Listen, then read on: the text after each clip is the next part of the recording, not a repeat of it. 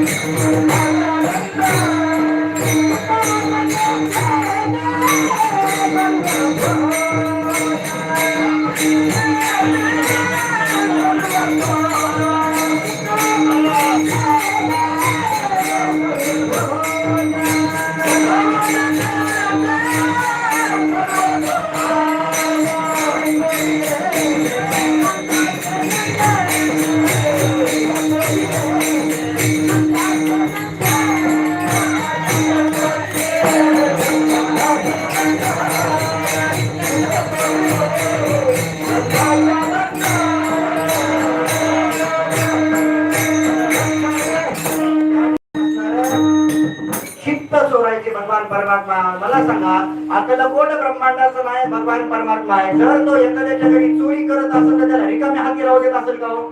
एखाद्याच्या घरी चोरी केली, एखाद्याच्या घरचं लोणी आणलं तर तिला सलोखा नावाची मुक्ती देत होता, एखाद्याच्या घरचं तूप आणलं तर तिला साईजता नावाची मुक्ती देत होता. प्रत्येकाला जे ते प्रौढ भगवान परमात्मा चोरी करायचा. एक दिवशी लहानपणीत असणाऱ्या त्या ठिकाणी चोरी करताना बाहेर पळताना दिसला.